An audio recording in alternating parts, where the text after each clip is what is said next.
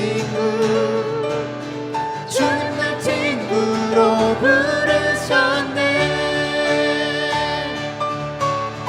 나는 주의 친구 나는 주의 친구 주님 날 친구로 부르셨네.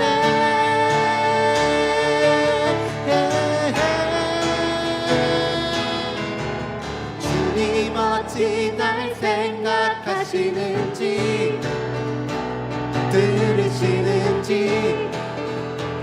내 기도 주님 진실로 날 생각하시네. 날 사랑하네. 놀라워라. 주님 어찌 날 생각하시는지 들으시는지 내 기도 주님 진실로 날 생각하시네. 날 사랑하네. 놀라워라. 나는 주의 친구 나는 주의 친구 주님 날 친구로 부르셨네. 나는 주의 친구 나는 주의 친구 주님 날 친구로 부르셨네.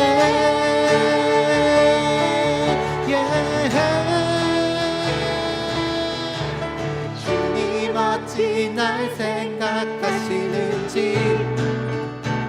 들으시는지 내 기도 주님 진실로 날 생각하시네. 날 사랑하네. 놀라워라. 놀라워라. 놀라워라. 한 번 더 놀라워라.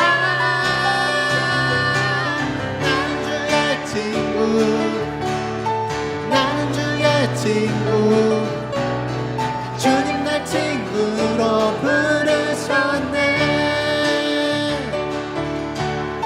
나는 주의 친구 나는 주의 친구 주님 날 친구로 부르셨네. 부르셨네. 부르셨네.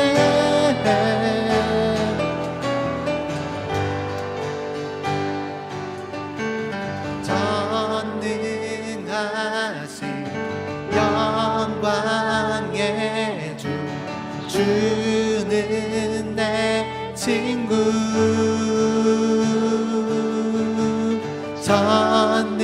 전능하신 영광의 주 주는 내 친구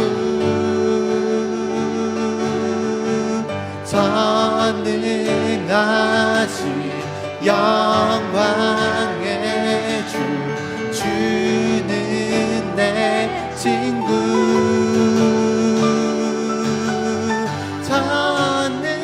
전능하신 영광의 주 주는 내 친구 나는 주의 친구 나는 주의 친구 주님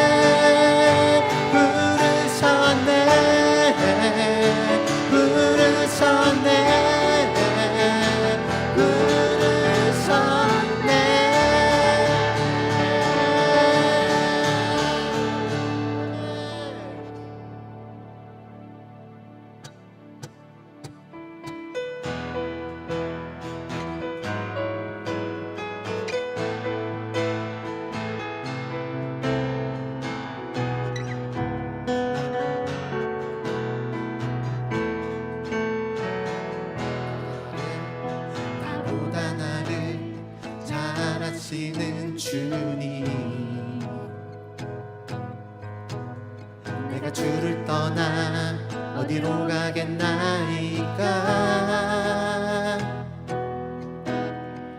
어디 가든지 주의 손이 나를 인도하시며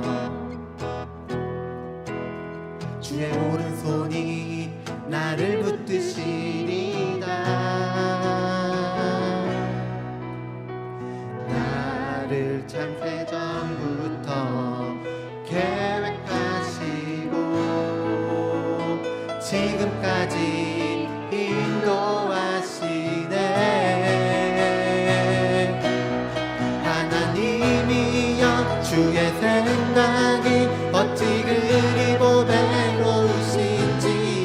나의 생각보다 나의 뜻보다 더 크고 놀라우신 주님, 하나님이여 나를 살리사 나의 마음을 다시오니 나를 영원한 길로 인도하소서.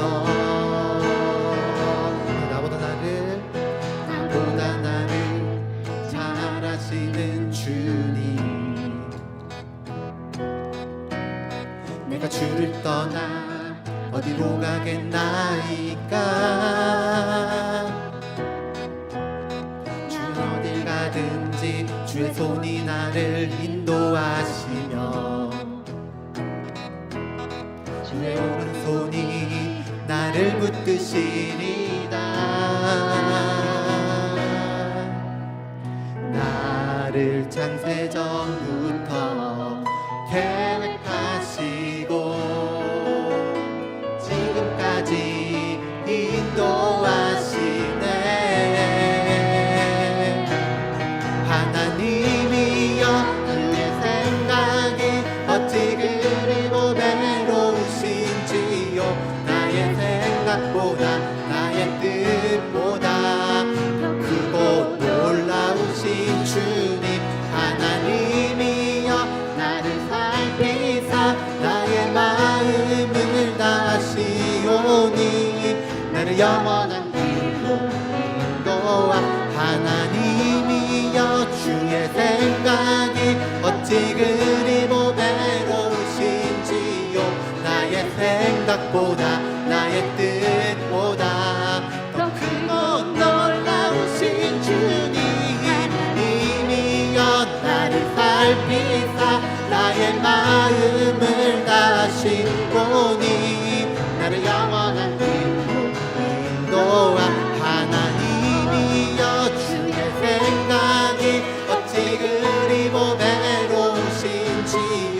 나의 생각보다 나의 뜻보다 더 크고 놀라우신 주님, 님이여 나를 살피사 나의 마음을 다시오니 나를 영원한 길로 인도하소서.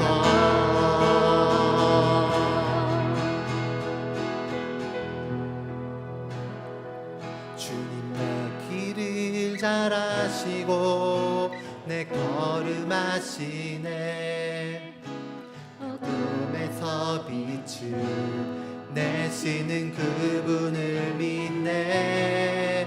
무엇으로 주를 섬길지 어디로 가야 할지 헤매이는 나를 아시고 길을 여시네.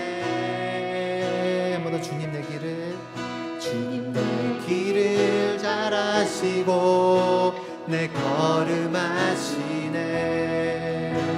어둠에서 빛을 내시는 그분을 믿네. 무엇으로 주를 섬길지 어디로 가야 할지 헤매이는 나를 아시고 길을 여시네. 내 삶은 주의 것, 내 삶은 주의 것, 온전한 신뢰를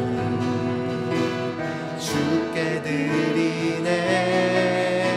보이지 않아도 믿음으로 걷네.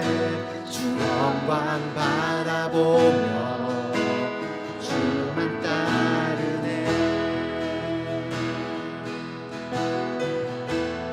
이거 자매들 고백하실까요? 주님 내 길을 주님 내 길을 잘 아시고 내 걸음 하시네.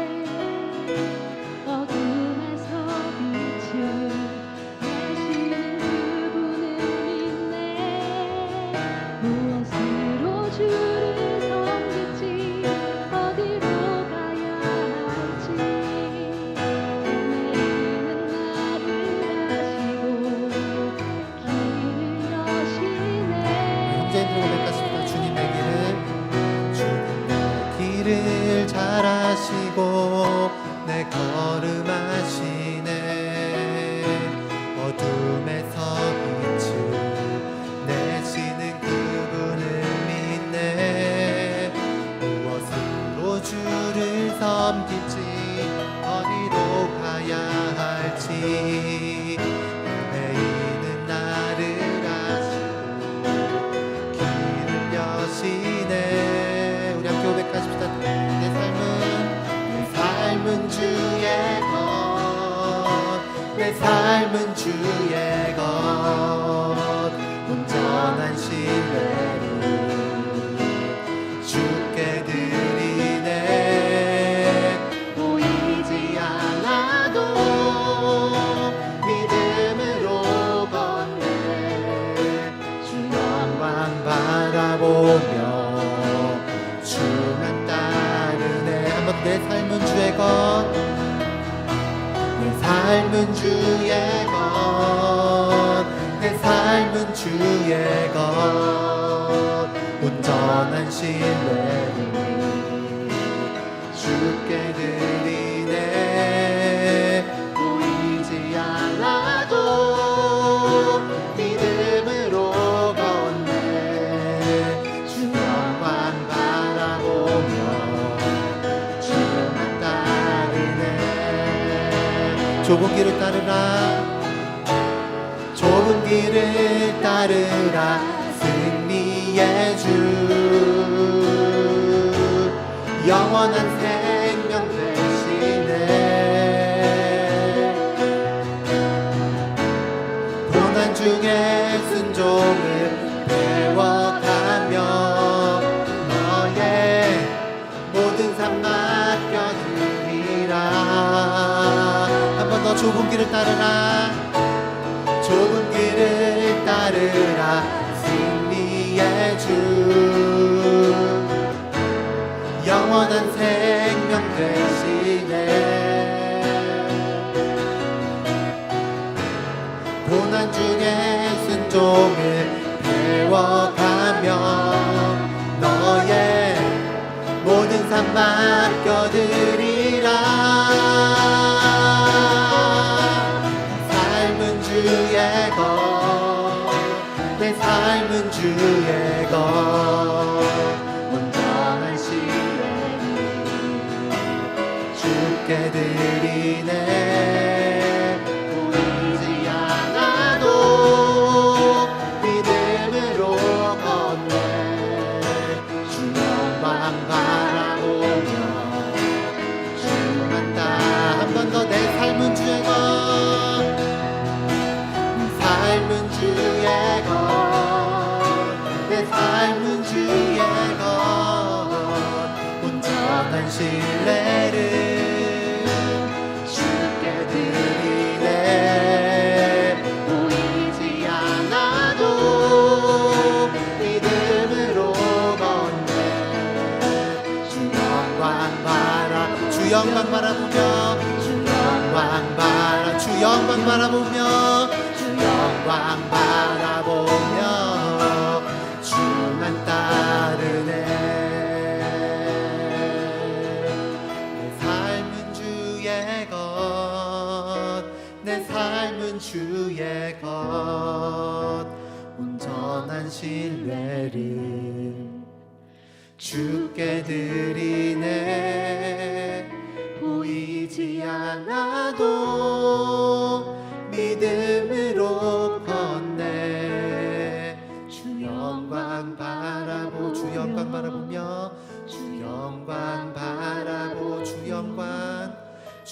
영광 바라보며 주만 따르네.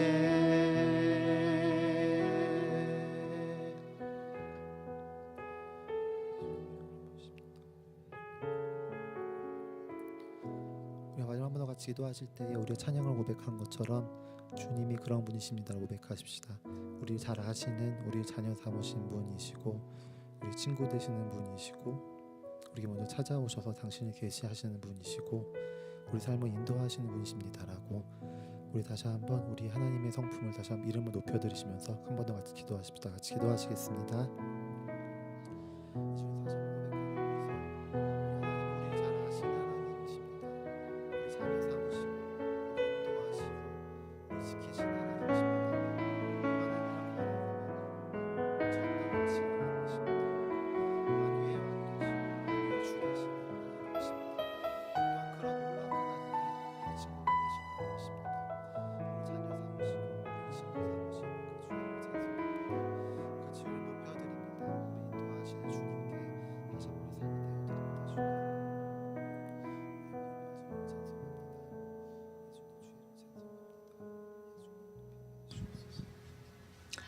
우리를 향한 하나님의 인자하심과 성실하심으로 인하여 감사를 드립니다.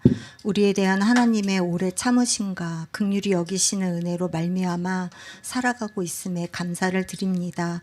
그런 하나님의 은혜에도 우리는 삶에서의 문제들이 더 커 보여 내 뜻대로 하며 마음을 지키지 못할 때가 많았음을 고백합니다. 삶의 현장에서 하나님의 방법대로 살아갈 수 있는 지혜와 믿음 부어주시기를 구합니다. 목사님을 통하여 전달되는 하나님의 말씀을 들을 때 둔감해진 우리의 생각과 마음이 새롭게 되어 진리에 반응하는 삶이 되기를 원합니다. 또한 함께 예배하는 좋은 씨앗 아이들을 기억하여 주시기 바랍니다.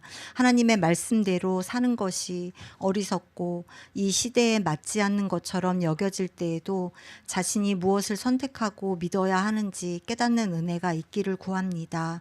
부디 이 세대를 본받지 않게 하시고 자신의 욕심대로만 사는 삶이 아니라 말씀을 따라 살아가게 해주세요. 하나님이 삶의 주인이 되어주셔서 인생의 중요한 길목마다 하나님 안에서 좋은 선택을 할 수 있도록 성령의 돕는 은혜로 함께 해주세요. 자신의 삶을 하나님께 드리며 헌신하고 있는 티국의 선교사님들과 성남 도시사역 우송한 목사님 가정을 기억하여 주시기 원합니다. 가정과 사역 위에 때를 따라 돕는 하나님의 은혜와 성령의 새롭게 하시는 역사가 있게 하셔서 생명의 열매를 많이 맺을 수 있도록 도와주세요. 오늘 예배드리는 우리에게도 동일한 은혜가 있기를 구하며 예수님의 이름으로 기도드렸습니다.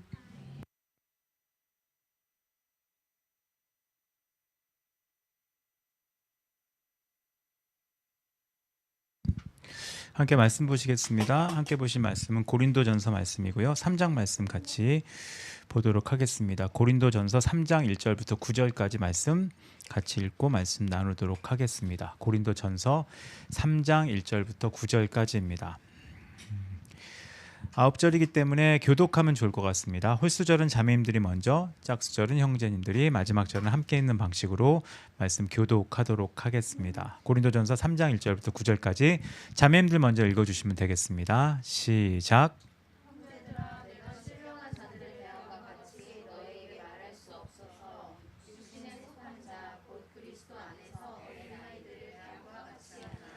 내가 너희를 젖으로 먹이고 밥으로 아니하였노니 이는 너희가 감당하지 못하였음이거니와 지금도 못하리라.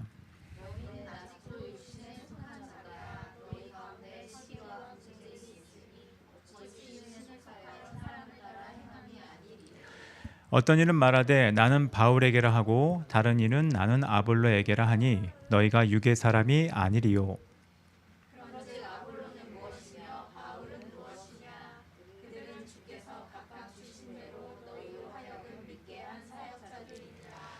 나는 심었고 아볼로는 물을 주었으되 오직 하나님께서 자라나게 하셨나니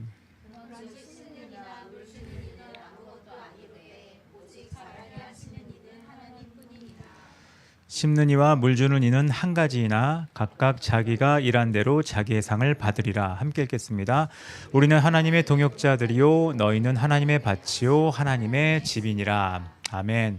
오늘 본문에 그 사도 바울이 고린도 교회를 향해서, 고린도 교회 교인들을 향해서 너희의 신앙 수준은 어린아이 같다고 말하는 장면, 물론 우리가 어린아이 같다는 얘기를 몇 주 전에 다뤘지만 그건 이제 어린아이의 긍정적인 면이고, 여기선 부정적인 면으로 너희 신앙 수준이 어린아이 같다고 말하는 장면이 이 본문에 나와 있습니다.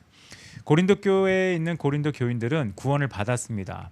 그리고 하나님을 사랑했습니다. 그리고 고린도전서를 보시면 고린도 교회 교인들은 은사가 굉장히 많았습니다.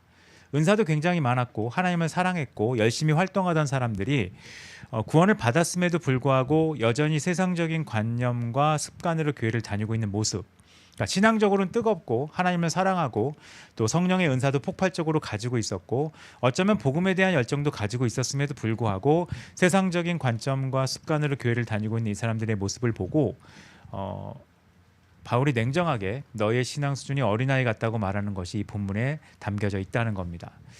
요즘 시대는 분류하는 걸 좀 싫어하거든요.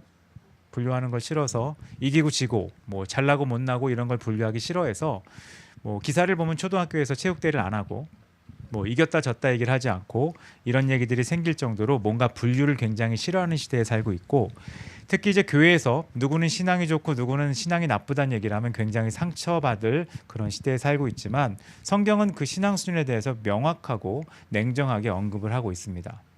아시겠지만 어떤 사람들을 분류하는 곳은 대부분 두 가지 곳에서 분류합니다. 부정적으로 분류하는 것은 차별하기 위해 분류하죠.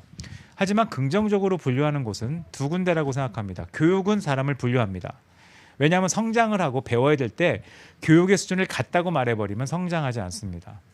제가 아침에 하는 운동도 초급이 있고 중급이 있고 고급이 있고 마스터가 있습니다. 왜 그렇게 나누냐 하면 등급을 나누지 않으면 성장이 이루어지지 않기 때문에 그렇습니다. 그리고 치료를 목적으로 하는 것도 등급을 나눕니다. 우리가 병원에 가면 듣는 얘기가 정상이냐 환자냐. 그러니까 병원 갈 때마다 느끼는 답답함이 그거 아닙니까? 그 장기간 예약하고 기다리고 대기하고 딱 몇 초 멀쩡합니다 이 얘기를 듣기 위해 굉장히 많은 시간을 소모합니다. 왜냐하면 병원에서 하는 분류 자체는 그 사람을 차별하기 위해서 하는 것이 아니라 먼저 성장시키기 위해 혹은 회복시키기 위해 변화시키게 하는 분류이기 때문에 하나님이 하시는 이런 구별, 분류도 우리는 들을 필요가 있습니다. 이것은 차별을 위해 존재하는 게 아니라 성장을 위해 어린아이의 수준을 어린애 수준으로 낮은 수준을 높은 수준으로 끌어올리기 위해서 나누는 거기 때문에 성경의 이러한 분류는 굉장히 유익하다고 생각하고, 어쩌면 성장을 목표로 하는 곳에서 우리가 이 분류를 경험하는 것은 성장의 단계를 밟아나가는 중요한 조건이 됩니다. 오늘 본문도 그렇기 때문에 이 본문의 배경에 바울이 고린도 교회 사람들을 얘기할 때 사람에게 세 가지 유형이 있다는 것을 분류해서 얘기를 합니다. 앞에 2장에부터 나오는 내용인데 바울이 얘기하는 사람의 분류는 세 가지 정도가 있습니다. 첫 번째 그냥 육에 속한 사람입니다. 육에 속한 사람에 대한 얘기는 고린도전서 2장 14절에 나와 있는데, 육에 속한 사람은 하나님의 성령의 일들을 받지 아니하나니 이는 그것들이 그에게는 어리석게 보이며 또 그는 그것들을 알 수도 없으니 그러한 일은 영적으로 분별되기 때문이다 라고 기록되어 있습니다. 이걸 쉬운 성경으로 읽으면 성령에 속하지 않은 사람은 하나님의 성령에 속한 것들을 받아들이지 않습니다. 그런 사람에게는 이런 것들이 어리석어 보입니다. 그런 것들은 영적으로 식별되는 것이므로 세상에 속한 사람은 그런 것들을 깨달을 수도 없습니다 라고 말을 합니다. 하나님이 없다고 사는 사람이 있습니다. 이런 사람은 하나님의 살아계심을 믿지 못하기 때문에 그냥 이 세상 사람들의 관점으로 하나님을 위해 사는 거, 하나님을 위해 뭔가 하는 것은 다 받아들여지지 못하는 일들이 됩니다. 그래서 그렇게 구별되는 사람이 존재한다고 말을 합니다. 두 번째로 말하고 있는 구분은 신령한 사람입니다. 이 신령한 사람은 물론 한국에서 신령을 조금 다르게 쓰긴 하지만 이 신령한 사람은 성령의 인도함을 받는 사람입니다. 그러니까 말씀대로 살아가려고 노력하는 사람, 그리고 내 삶의 중심을 하나님에 두는 사람, 그리고 하나님의 영광을 위해 뭔가 하나님의 뜻대로 살아가려는 사람, 생각 안에 주님의 관점을 갖고 있는 사람, 그리고 말하고 행동하는 것에 하나님의 가치가 묻어있는 사람, 그리고 하나님이 사람을 대하듯이 다른 사람을 대하려고 하는 사람, 그리고 내가 원하는 길을 가려고 하기보다 하나님의 인도를 받으려고 하는 사람, 그래서 하나님의 뜻, 하나님의 계획을 알고 그것을 순종하고 따라가려고 하는 사람, 그리고 하나님의 인도를 받기 위해 노력하고 하나님의 인도를 받아 살아가기 때문에 그 삶에 하나님의 역사가 묻어나오는 사람, 이런 사람을 신령한 사람이라고 합니다. 근데 오늘 본문에 나와 있는 사람은 육에 속한 사람도 아니고 신령한 사람도 아닙니다. 중간쯤 되는 사람이죠. 육신에 속한 사람입니다. 이 육신에 속한 사람은 육에 속한 사람하고는 다릅니다. 왜냐하면 육에 속한 사람은 구원도 없고 하나님을 알지도 못하고 신앙에 전혀 상관없는 사람이지만, 육신에 속한 사람은 구원을 받았습니다. 신앙도 있습니다. 놀라운데 예배도 드립니다. 찬양도 합니다. 기도도 합니다. 근데 실제 삶은 육에 속한 사람과 별 차이가 나지 않습니다. 이게 되게 놀라운데요. 교회에 오면 신령한 사람처럼 보이는데 교회 밖에 나가면 육에 속한 사람처럼 보입니다. 어느 순간에는 신령한 사람처럼 행동하지만 대부분의 삶은 육에 속한 사람과 똑같이 사는 사람을 이야기한다는 겁니다.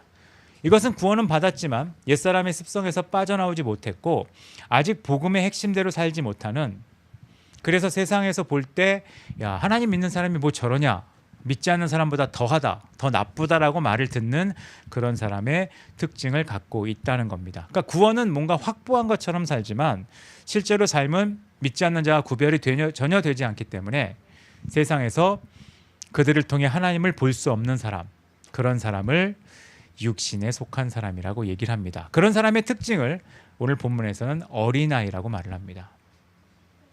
몇 주 전에 어린아이의 긍정적인 면을 말씀을 드렸는데 여기서는 부정적인 면입니다. 어린아이 같다고 말을 합니다.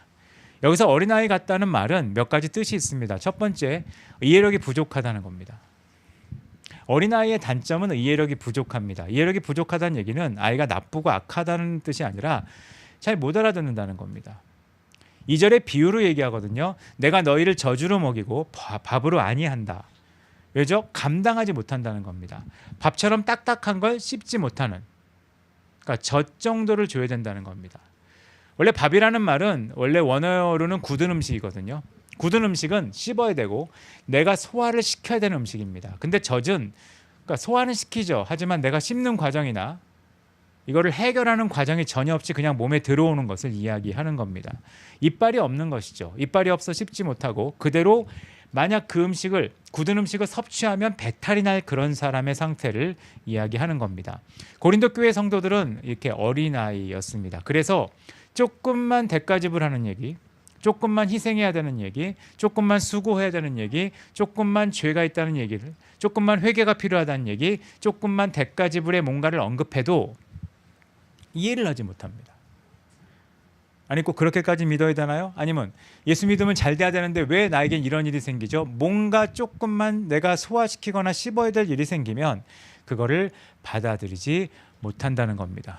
이거는 뭐와 연결되냐 하면 여기서 말하는 어린아이 같다는 말은 통찰력이 부족하다는 것이죠. 통찰력이 부족하다는 얘기는 별거 아닙니다. 앞뒤, 전후, 좌우 해석을 잘 못하는 겁니다. 짧게 보는 겁니다. 그러니까 생각이 굉장히 단순하다는 거죠. 넓게 보지 못하고 깊게 보지 못합니다. 어렸을 때를, 이건 좀 이상한 예인데, 어렸을 때 행복한 기억이 많은 이유는 시야가 좁기 때문일 수 있습니다. 저도 제 삶을 돌아보면 저 어렸을 때 국가적으로 되게 많은 일이 있었어요. 별걸 다 지나갔거든요. 근데 어렸기 때문에 뭐가 지나간지 모릅니다. 경제적으로도 굉장히 어려운 오일 쇼크 같은 게 지나갔거든요. 저 어렸을 때. 근데 쇼크는 저에게 전혀 없었습니다. 이유가 뭐냐? 저희 집이 안정적이었기 때문이 아니라 제가 어린아이였기 때문입니다. 지금 이게 어떻게 돌아가는지, 지금 경기가 우리 집에 어떤 영향을 주는지, 이게 내 인생에 어떤 영향을 주는지 전혀 모른 채로 그냥 해맑게 지냈기 때문에 그 시간에 대한 상처가 없는 겁니다. 어린아이는 그렇다는 것이죠. 주변을 볼 수가 없습니다. 그냥 바로 앞에 있는 것만 보고 생각을 못하게 된다는 겁니다. 그래서 무엇이 어떻게 해야 되는지에 대한 해석을 하지 못하고 적용을 하지 못하는 겁니다. 그래서 어린아이의 마지막 특징은 그러니까 적용을 못하는 거죠. 말씀을 들어도 말씀이 좋냐 나쁘냐만 생각하지 이 말씀을 어떻게 내 삶에 적용해 가느냐에 대한 생각을 하지 못하는 게 어린아이입니다. 원래 그 베레아 사람들이 칭찬받은 이유가 뭐죠? 말씀이 정말 그런가 상고해서 실천을 한 겁니다. 어린아이가 아니란 얘기는 뭔가 얘기를 들으면 그 얘기를 듣고 내가 생각하고 그 들은 얘기를 어떻게 내 삶에 적용해서 내가 실천하고 활용할까를 고민할 수 있는 게 어른인데, 어린아이는 그런 고민을 하기보다 뭐 주변에서 들어보셨죠? 어떤 사람이 잘못하거나 실수했을 때 얘기를 하면 어린아이는 이렇게 반응합니다. 기분 나쁜 말을 들었어요. 이게 어린아이예요. 더 어린아이는 이렇게 말합니다. 내가 하고 싶은 걸 못하게 했어요. 이게 어린아이입니다. 어린아이는 들은 얘기를 적용하고 해석하고 받아들이는 능력이 떨어지게 됩니다. 그래서 어쩌면 기분이 나쁘면, 어쩌면 마음에 안 들면 그냥 말씀도 튕겨낼 수 있는 것이 어린아이의 특징이라고 할 수 있습니다. 그런 어린아이의 특징을 갖고 있는 고린도 교회 사람들은 은사가 많았음에도 불구하고 굉장히 큰 문제 하나를 갖고 있었습니다. 그게 뭐냐면 당을 지어 분쟁하는 거였습니다. 당을 지어 분쟁한다. 전 당을 지어 분쟁한다는 말을 전 이렇게 해석합니다. 정치적이다. 정치적이란 말이 뭐죠? 이익을 위해 내가 누군가에 속했다는 것으로 이권을 갖고 서로 배척하며 내 이권 있는 사람과 함께 힘을 모으려고 하는 행동을 했다는 겁니다. 그게 이들이 갖고 있는 대표적인 어린아이의 행동의 모습이었습니다. 뭐라고 얘기하죠? 나는 바울파다. 한 명은 얘기합니다. 나는 아볼로파다. 보니까 바울파, 아볼로파보다 더 센 파가 있는 거예요. 난 그리스도파다. 압도적이죠. 아마 성령파도 있었을 거고, 삼위 하나님이 싸울 수 있는 그런 파를 만들어서 서로 싸우게 된 것입니다. 왜냐하면 그들은 해석을 할 줄 모르고 받아들일지 모르고 적용할지 모르니까 자기 생각에 자기 이권이 더 유익한 쪽으로 파를 만들어서 그 사람과 함께 이권 집단을 만들어 서로 배척하면서 힘을 가지려는 행동을 했다는 겁니다. 그런 사람들을 보면서 바울은 그게 아니다. 어떤 사람들은 그냥 심는 것뿐이고 물을 주는 것뿐이지 실제 역사는 하나님이 하신다고 말하고 있는 것이 본문의 내용이라는 겁니다.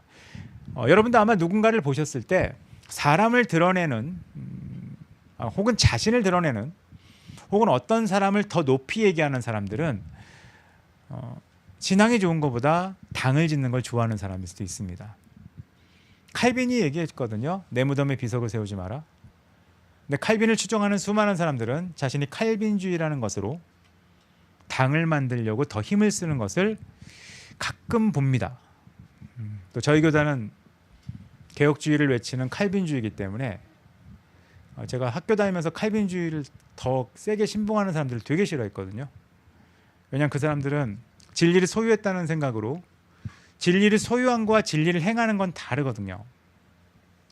근데 그게 동일하다고 생각해서 당을 만들거나 사람에 대한 추구, 뭐 누구 라인이냐, 누구 계열이냐를 외치면서 자기가 더 옳다는 걸 증명하는 행동을 해서 제가 되게 불편해했던 기억이 있습니다.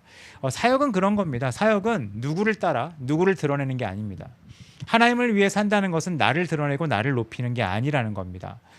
하나님을 믿는 사람, 여기서 말하는 신령한 사람들의 삶은 육신에 속한 사람들과 달리 어떻게 살아가느냐? 하나님과 동역하는 사람으로 살아갑니다. 그러니까 내가 누구의 파락을 해서 당을 짓고 누구 라인이라고 해서 배척하는 삶을 사는 게 아니라 그냥 하나님과 동역하는 삶을 산다는 겁니다. 하나님과 동역한다는 것은 뭐냐? 그냥 나는 내가 할 일을 하는 겁니다. 내가 할 일을 하는데 그냥 하는 게 어떻게 하냐 하면 하나님의 뜻을 알아 행하는 겁니다. 그러니까 하나님이 심으라 그러면 심고요.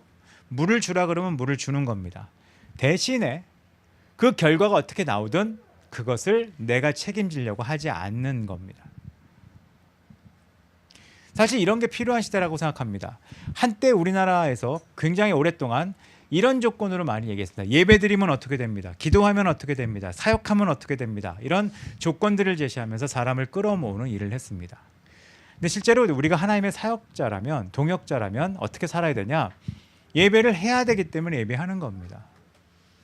냉정하게 말하면 예배드리면 우리에게 무슨 유익이 생깁니까? 무엇이 떨어집니까? 뭐가 변화가 일어납니까? 그건 중요하지 않습니다. 왜냐? 잘하게 하는 건 하나님입니다.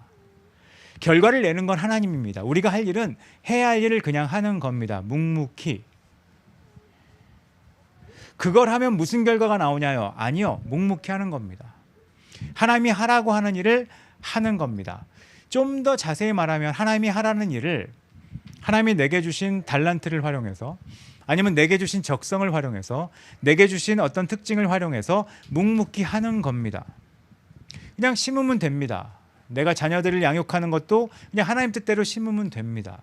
내가 사람들과 관계하는 것도 하나님이 주신 원리대로 사람을 대하면 됩니다. 결과가 어떻게 나든 그것에 목숨을 거는 게 아니라 결과는 나중 문제고 하나님이 하라는 걸 그냥 하는 겁니다. 그러면 어떤 일이 일어나느냐? 잘하게 하시는 하나님을 볼 수 있다고 말을 하는 겁니다. 내가 좀 더 효과가 되기 위해 어떤 라인을 만들거나 내가 어떤 결과를 내기 위해 당을 짓거나 내가 어떤 효과적인 뭔가를 보고 싶어서 이렇게 꾸미는 게 아니라 그냥 하나님이 하라는 걸 그냥 하는 겁니다.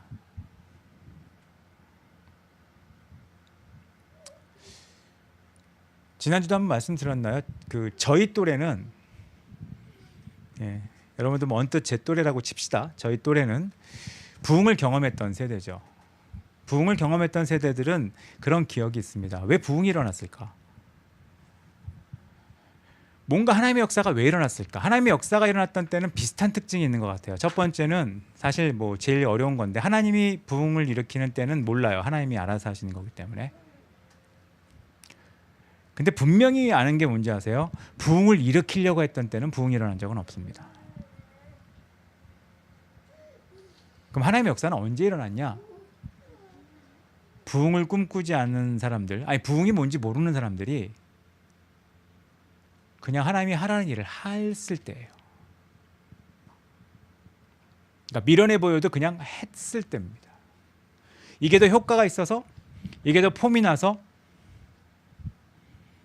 그래서 실제로 하나님의 역사가 일어났던 때의 공통적 특징은 아무 유익이 없어 보이는 시시할 때 그냥 하나님이 하라는 걸 하던 사람들이 뭔가 묵묵히 심고 물을 줬을 때 실제로 상상하지 못하는 하나님이 잘하게 하시는 것을 경험했던 것을 뭐 역사를 통해, 기독교 역사를 통해 또 그 관련된 자료를 통해 우리는 볼 수 있다고 생각을 합니다. 그게 신령한 사람이라고 생각을 합니다. 오늘 본문은 그걸 우리 가운데 말씀하고 있는 겁니다. 은사가 많다. 좋죠. 은사가 많으면 많은 걸 할 수 있습니다. 찬양도요, 노래를 잘 부르면 더 사람들의 시선을 끌 수 있습니다. 영상을 잘 만들면 더 많은 사람들의 시선을 끌 수 있습니다. 근데 실제 예배의 변화는 예배 드리라는 그 장소에서 예배하는 사람들이 있을 때, 하나님이 하라는 일을 묵묵히 하는 사람이 있을 때 그 사람을 통해 모르겠어요. 잘하는 속도는 나무마다 다릅니다. 본문이 주는 힌트인 것 같아요. 물을 주고 심어도, 심고 물을 줘도 식물마다 속도가 다르고 지역마다 속도가 다를 수 있습니다. 근데 분명한 것은 하나님은 그걸 잘하게 하시는 분이라고 오늘 본문에 기록되어 있습니다. 말씀을 좀 마무리하고 싶습니다. 하나님을 믿어도 두 가지 부류의 사람이 될 수 있습니다. 신령한 사람일 수도 있고 육신에 속한 사람일 수도 있습니다. 어쩌면 육신에 속한 사람이 좀 더 폼나는 사람일지 모르겠습니다. 교회에선 교인처럼 보이고 세상에 나가면 멋있어 보이기 때문에. 근데 하나님은 우리 가운데 신령한 사람이 되라고 말씀하십니다. 신령한 사람은 별게 아니라 내가 누구 라인에 있다 과시하면서 나는 더 신령한 사람의 라인에 있다고 과시하는 사람도 아니고 좀 더 폼나는 모임이나 폼나는 형태를 갖고 있고 내가 그걸 등지고 난 이런 사람이라 얘기하는 사람이 아니라 그냥 하나님의 동역자로 심으라 그럴 때 심고 물을 주라 그럴 때 물을 주는 묵묵히 마땅히 해야 할 일 그 일을 하는 사람, 그런 사람을 성경에선 신령한 사람이라고 말을 합니다. 그런 사람이 볼 수 있는 일은 딱 한 가지가 있다고 생각합니다. 언젠가 잘하게 하시는 하나님을 보게 될 겁니다. 남들은 잘하게 하시는 하나님을 보지 못할 겁니다. 내가 잘하고 있다는 걸 보겠죠. 어떻게 이런 일이 있었겠습니까? 제가 잘해서요. 저희 모임이 좋아서요. 모인 사람들이 잘해서요. 그리고 뭐라고 말했습니까? 오신 분들에게 감사합니다. 수고하신 분들에게 감사합니다. 사람을 의지하는 말을 막 내뱉을 겁니다. 근데 신령한 사람은 그렇게 말하지 않고 하나님이 하셨다. 진짜 하나님이 잘하게 했다. 그리고 나는 그냥 심고 물을 줬을 뿐이다. 내가 한 일은 순종밖에 없다라고 말할 거라고 생각을 합니다. 그런 신령한 삶이 우리 모두에게 나와서 어쩌면 지금 우리는 묵묵히 심고 물을 줘야 되는 시대에 살고 있습니다. 이럴 때 어떻게 물을 주고 심을 것인가, 그걸 잘 고민하시고 이번 한 주도 또 올해도 오늘도 하나님이 하라는 그 일을 묵묵히 심고 물을 주는 여러분 되시기를 간절히 바라겠습니다. 같이 기도하겠습니다. 이 시간 잠깐 기도할까요? 육신에 속한 사람이 아닌 신령한 사람에 대한 얘기를 나눴습니다. 그 삶은 하나님의 동역자로 사는 겁니다. 어떤 유익이 나에게 생기냐, 어떤 손해가 생기냐, 어떤 불편함이 있냐 다 버리고 그냥 하라고 하는 걸 하는 겁니다. 그러면 됩니다. 그러면 하나님이 잘하게 하실 겁니다. 그런 하나님의 동역자로 살기로 결정하고 내가 그런 삶 살 수 있게 해달라고 잠깐 기도하는 시간 갖도록 하겠습니다. 같이 기도하겠습니다. 하나님, 우리 가운데 하나님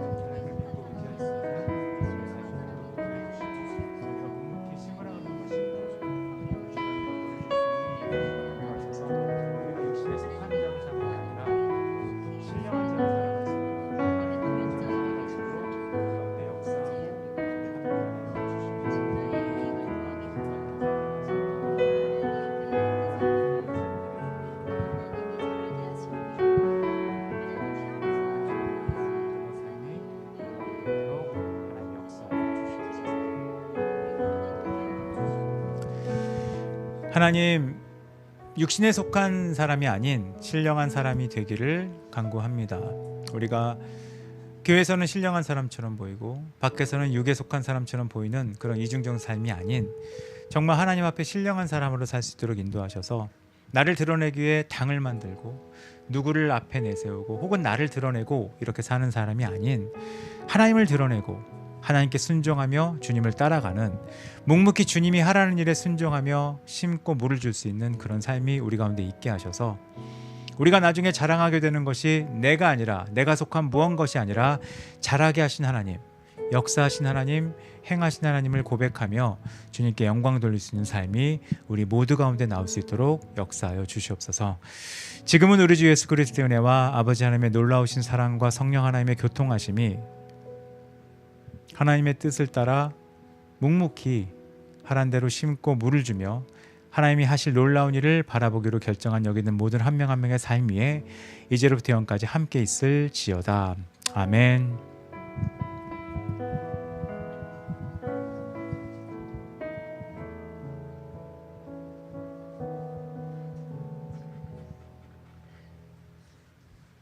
네, 수고하셨습니다. 서로 교제하고 이유 시간 가지시면 되겠습니다.